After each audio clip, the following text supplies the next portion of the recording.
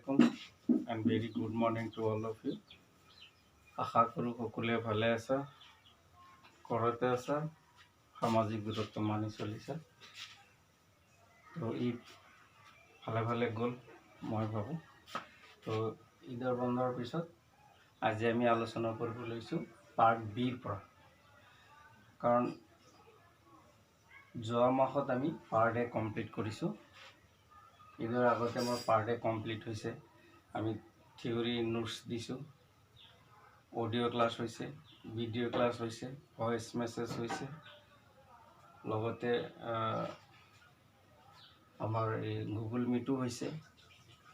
এতিয়া part B আলোচনা কৰিবলৈ লৈছোঁ, অৰ্থাৎ দ্বিতীয় খণ্ডৰ পৰা জইণ্ট ষ্টক কোম্পানী, যৌথ কোম্পানী, ইয়াৰ একাউণ্টেড ফৰ শ্বেয়াৰ কেপিটেল, এই চেপ্টাৰটো আমি আজি আলোচনা কৰিম।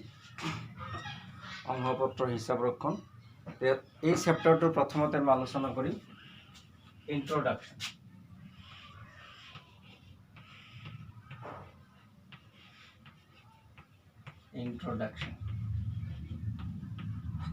যাক আমি পৰিচয় বুলি কওঁ। তো আমি জানো যেতিয়া ব্যৱসায় প্ৰতিষ্ঠান এটা সৰু হৈ থাকে, আৰম্ভণিতে সাধাৰণতে ব্যৱসায় প্ৰতিষ্ঠান আৰম্ভণিত সৰু হৈ থাকে, তেতিয়া এক মালিকী ব্যৱসায় প্ৰতিষ্ঠানৰ দ্বাৰা পৰিচালিত হয়, অৰ্থাৎ এজনেই মালিক থাকে, এজনে ব্যৱসায় প্ৰতিষ্ঠানটো পৰিচালনা কৰে। সেই ব্যৱসায়ত মূলধনৰ যোগান ধৰা, ব্যৱসায়ৰ অনিশ্চয়তা বহন কৰা, লাভ বা লোকচান ভোগ কৰা এজন ব্যক্তিৰ দ্বাৰাই হয়, আৰু তেতিয়ালৈকে এক মালিকী ব্যৱসায়ৰ জৰিয়তে ব্যৱসায় প্ৰতিষ্ঠান এটা পৰিচালনা হৈ থাকে বা পৰিচালিত হয়, কাৰণ ব্যৱসায়টোৰ আকাৰ সৰু হৈ থাকে। যেতিয়াই ব্যৱসায়ৰ পৰিসৰ অলপ বহল হ'বলৈ ধৰে, মূলধনৰ পৰিমাণ বেছি লাগে, অনিশ্চিত বহনৰ পৰিমাণ বাঢ়ি যায়, তেতিয়া এক মালিকী ব্যৱসায়ৰ ঠাইত আহে অংশীদাৰী ব্যৱসায়, অৰ্থাৎ অংশীদাৰী ব্যৱসায় প্ৰতিষ্ঠানৰ জৰিয়তে ব্যৱসায় প্ৰতিষ্ঠানবিলাক পৰিচালনা কৰা হয়, আৰু সেই ব্যৱসায় প্ৰতিষ্ঠানৰ অধিক পৰিমাণৰ মূলধন যোগান ধৰে, লাভ বা অনিশ্চয়তা বহুতকেইজন ব্যক্তি লগ হৈ বহন কৰে। আকৌ যেতিয়া ব্যৱসায় প্ৰতিষ্ঠানটো দিনে দিনে আৰু বিস্তৃতভাৱে বহলভাৱে ব্যৱসায় প্ৰতিষ্ঠানটোৰ কাৰোবাৰ আৰম্ভ কৰে, অৰ্থাৎ ব্যৱসায় প্ৰতিষ্ঠানটোৰ যিটো বিত্তৰ যোগান, প্ৰচুৰ পৰিমাণৰ বিত্ত অৰ্থাৎ মূলধনৰ দৰকাৰ হয়, ব্যৱসায় প্ৰতিষ্ঠানৰ অধিক পৰিমাণৰ চাহিদা যোগান ধৰিব লাগে, চাহিদাৰ পৰিমাণটো বাঢ়ি যায়, যোগান বেছিকৈ ধৰিব লাগে। তেনে ক্ষেত্ৰত এই এক মালিকী ব্যৱসায় প্ৰতিষ্ঠান আৰু অংশীদাৰী ব্যৱসায় প্ৰতিষ্ঠান ইমানখিনি বিত্তৰ অভাৱ পূৰণ কৰিব নোৱাৰে, ইমানখিনি গ্ৰাহকৰ চাহিদা পূৰণ কৰিব নোৱাৰে। তেনে ক্ষেত্ৰত অধিক বিত্তৰ যোগান ধৰা, চাহিদা পূৰণ কৰা আৰু অনিশ্চিত বহন কৰাৰ কাৰণে বহুকেইজন ব্যক্তিৰ আৱশ্যক হয়। তেতিয়াই যৌথ কাৰবাৰ, যৌথ কোম্পানী ব্যৱসায় প্ৰতিষ্ঠানৰ আৰম্ভ হয়। এইখিনি আছিলে আমাৰ সাধাৰণতে চমু পৰিচয়, অৰ্থাৎ এক কথাত ক'বলৈ গ'লে যে প্ৰথম অৱস্থাত এক মালিকী ব্যৱসায়, তাৰপিছত আহিল আমাৰ পাৰ্টনাৰশ্বিপ, আৰু সেই এক মালিক আৰু পাৰ্টনাৰশ্বিপ যেতিয়া গোটেইখিনি অভাৱ পূৰণ কৰিব নোৱাৰিলে, তেতিয়া আহি গ'ল আমাৰ কোম্পানী ব্যৱসায়। তো এইখিনি আছিলে আমাৰ ইয়াৰ পৰিচয়। এতিয়া আমি আলোচনা কৰিম হোৱাট ইজ এ কোম্পানী। ইন্ট্ৰডাকশ্যনৰ পিছত আমি আলোচনা কৰিম what is a company.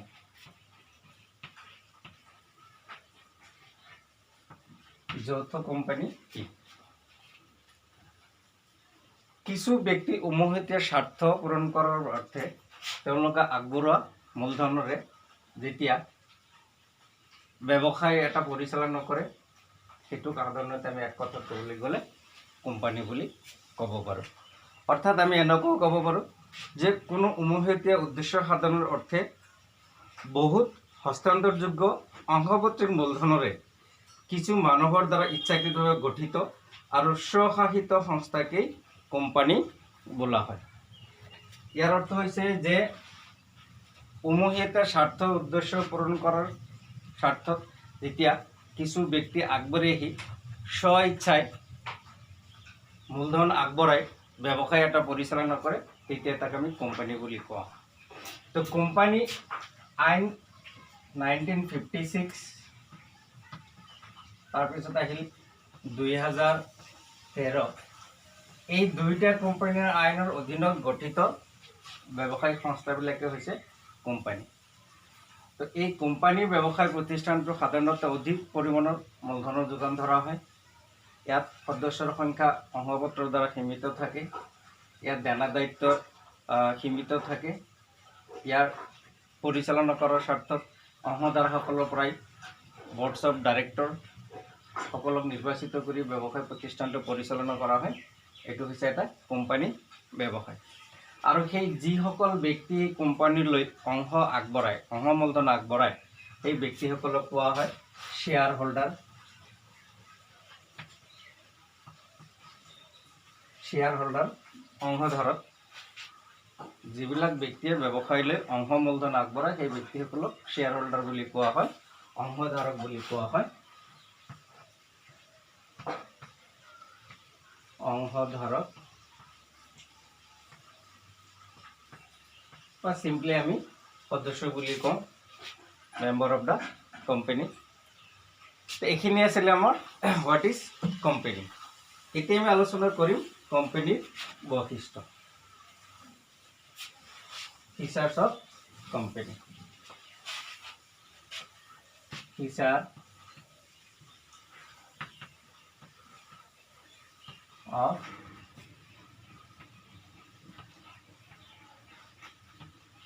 Company. Company বৈশিষ্ট্য।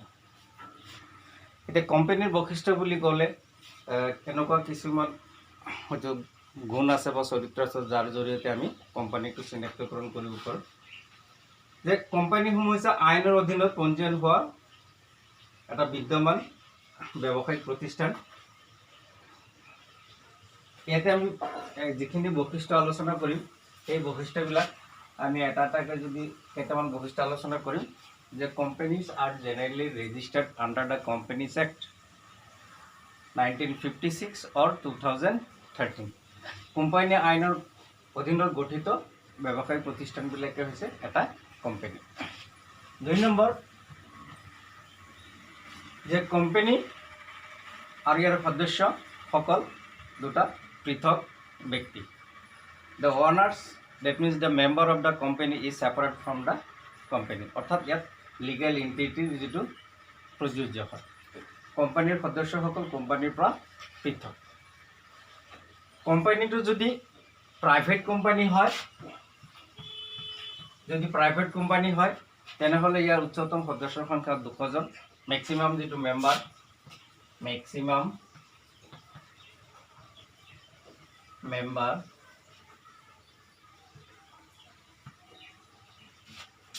200 হ'ব পাৰে।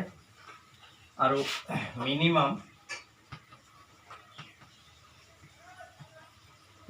মেম্বাৰ 2 যদি প্ৰাইভেট কোম্পানী হয়।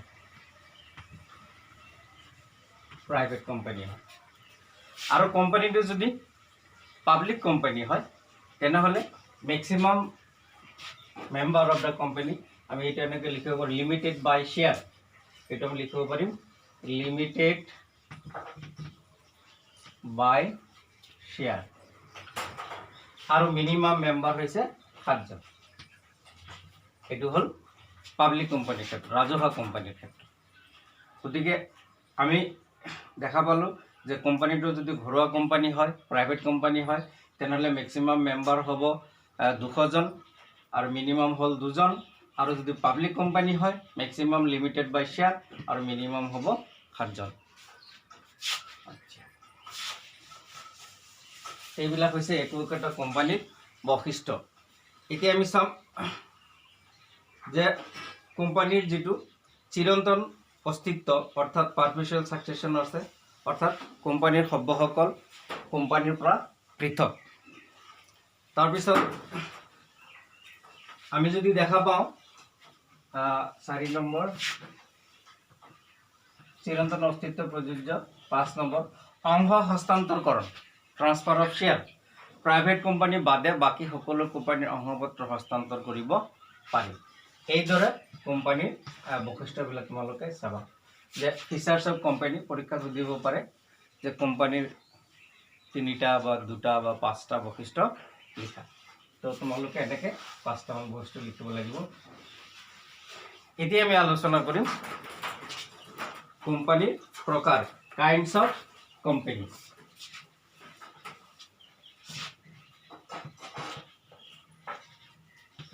কাইণ্ডছ অফ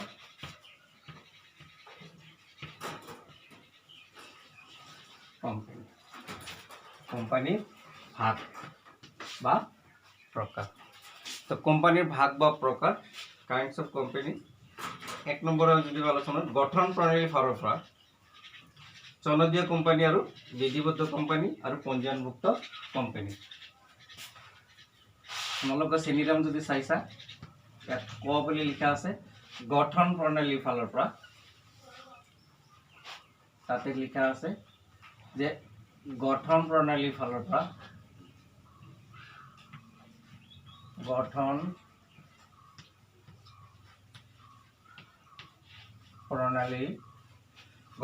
প্ৰণালীৰ ওপৰত ভিত্তি কৰি কোম্পানীক আমি 3 ধৰণৰ ভাগ কৰিব পাৰোঁ। কাইণ্ডছ অফ কোম্পানী, ইয়াৰ ওপৰত ভিত্তি কৰি গঠন হ'ব, on the basis of formation of company. গঠন প্ৰণালীৰ ওপৰত ভিত্তি কৰি আমি এটা কোম্পানী পাম। যে গঠন প্ৰণালীৰ ফালৰ ওপৰত ভিত্তি কৰি আমি কোম্পানী যদি ভাগ কৰোঁ, আমি 3 ধৰণৰ কোম্পানী পাওঁ। চনদীয় কোম্পানী, চাৰ্টাৰ্ড কোম্পানী, ষ্টেটুটৰী কোম্পানী আৰু ৰেজিষ্টাৰ্ড কোম্পানী। গঠন প্ৰণালীৰ ফালৰ পৰা আমি 3 ধৰণৰ কোম্পানী পাম। গঠন প্ৰণালীৰ ফালৰ পৰা চাৰ্টাৰ্ড কোম্পানী,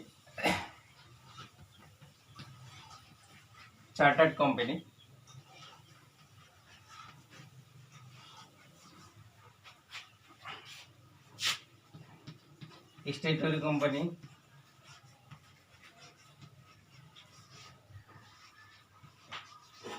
বিধিবদ্ধ কোম্পানী আৰু 3 নম্বৰ হৈছে ৰেজিষ্টাৰ্ড কোম্পানী। ৰেজিষ্টাৰ্ড কোম্পানী, এই 3 ধৰণৰ কোম্পানী আমি দেখিবলৈ পাওঁ। তো what is called chartered company? চনদীয় কোম্পানী হৈছে সেইবিলাক কোম্পানী যিবিলাক কোম্পানী ৰজা মহাৰজাসকলৰ চনদৰ অধীনত প্ৰতিষ্ঠিত, যেনে ইষ্ট ইণ্ডিয়া কোম্পানী। এইবিলাক হৈছে চনদীয় company. Statutory companies are those companies which are generally formed under the Act of Parliament or Legislative Assembly. যিবিলাক কোম্পানী লোকসভা বা ৰাজ্যসভাৰ আইনৰ অধীনত গঠন কৰা হয় সেইবিলাক কোৱা হয় ষ্টেটুটৰী কোম্পানী, বিধিবদ্ধ কোম্পানী। যেনে LIC, RBI, দামোদৰ ভেলী, এইবিলাক হৈছে বিধিবদ্ধ কোম্পানী, ষ্টেটুটৰী কোম্পানী। আৰু registered companies are those companies which are registered under the Companies Act 1956 or 2013. যিবিলাক কোম্পানী আইনৰ অধীনত গঠিত সেইবিলাক হৈছে ৰেজিষ্টাৰ্ড কোম্পানী বা পঞ্জীয়নভুক্ত কোম্পানী।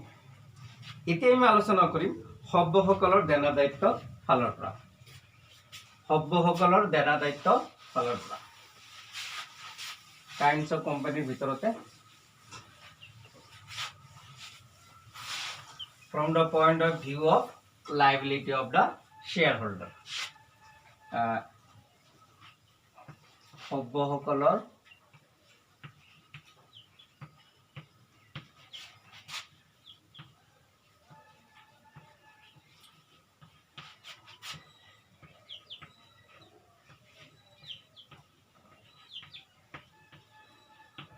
দেনা দায়িত্বৰ ফালৰ পৰা। তো সভ্যসকলৰ দেনা দায়িত্বৰ ফালৰ পৰা যদি আমি কোম্পানীক ভাগ কৰোঁ তেনেহ'লে আমি কি ভাগ পাম?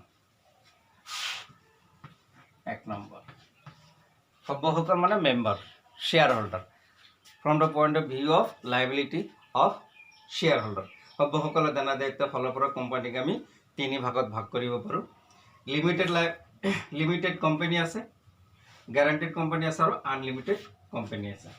Limited company 1 number limited company,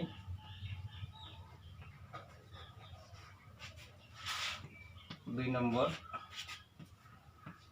গ্যাৰান্টেড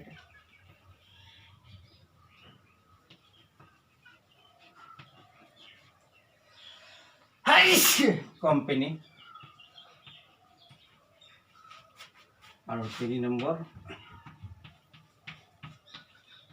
unlimited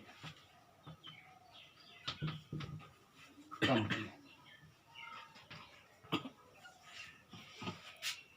তো সভ্যসকলৰ দানা দায়িত্বৰ ফালৰ পৰা আমি কোম্পানী 3 শ্ৰেণীত ভাগ কৰিব পাৰোঁ। লিমিটেড কোম্পানী, গ্যাৰাণ্টেড কোম্পানী আৰু আনলিমিটেড সীমিত দানাৰ কোম্পানী। যিবিলাক কোম্পানীৰ সভ্যসকলৰ দানা দায়িত্ব তেওঁলোকৰ অংগপত্ৰ আদায় নিদিয়া অংশলৈকে দানা সীমিত থাকে সেইবিলাকক কৈছে লিমিটেড কোম্পানী। ধৰা হ'ল এজন ব্যক্তি 100টা শ্বেয়াৰ, প্ৰতিটো শ্বেয়াৰৰ মূল্য 10 টকাকৈ ক্ৰয় কৰিছে। 100টা শ্বেয়াৰ, প্ৰতিটো শ্বেয়াৰৰ মূল্য 10 টকা। তো সেই ব্যক্তিজনে 100টা শ্বেয়াৰৰ ভিতৰত 100টা শ্বেয়াৰত 10 টকাৰ ভিতৰত 6 টকা আদায় দিছে, অৰ্থাৎ 600 টকা আদায় দিছে। এতিয়াও সেই ব্যক্তিজনে আদায় দিব লগা আছে 100টা শ্বেয়াৰৰ 4 টকাকৈ, অৰ্থাৎ 400 টকা। সেই 400 টকাই হৈছে তেওঁৰ কাৰণে লাইবিলিটি। সেইকাৰণে কৈছে যিবিলাক কোম্পানীৰ অংশপত্ৰ অনাদায়ী অংশলৈকে অংশধাৰকসকলৰ দানা সীমিত হৈ থাকে, অনাদায়ী অংশ অৰ্থাৎ 4 টকালৈকে। আৰু গ্যাৰাণ্টেড কোম্পানী, যিবিলাক কোম্পানীৰ অংশধাৰকসকলে কোম্পানীটোৰ অংশমূলধন আগবঢ়াৰ উপৰিও কোম্পানীটোৰ অৱসানৰ সময়ত এটা নিৰ্দিষ্ট পৰিমাণৰ ধন আদায় দিয়াৰ কাৰণে প্ৰতিশ্ৰুতিবদ্ধ, এইবিলাক কোম্পানীক কোৱা হয় গ্যাৰাণ্টেড কোম্পানী।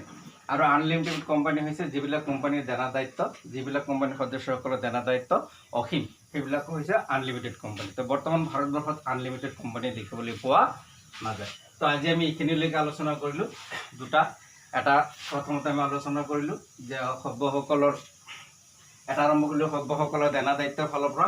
আৰু প্ৰথমতে আমি আলোচনা কৰিছিলোঁ সভ্যসকলৰ দানা দায়িত্ব, আগতে আলোচনা কৰিলোঁ গঠন প্ৰণালীৰ ফালৰ পৰা। 1 নম্বৰ আলোচনা কৰিলোঁ গঠন প্ৰণালীৰ ফালৰ পৰা on the basis of formation.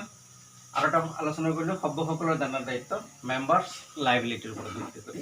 এই 6টা আলোচনা ভাগ কৰিলোঁ। প্ৰথমটো 3টা ভাগ আছিলে, দ্বিতীয়টো 3টা ভাগ, 6টা। তো পৰৱৰ্তী ক্লাছত আমি হয়তো আৰু ইয়াৰ কোম্পানীৰ ভাগসমূহ আলোচনা কৰিম। তো আজিলৈকে এইখিনিতে সমাপ্ত কৰিছোঁ। ধন্যবাদ।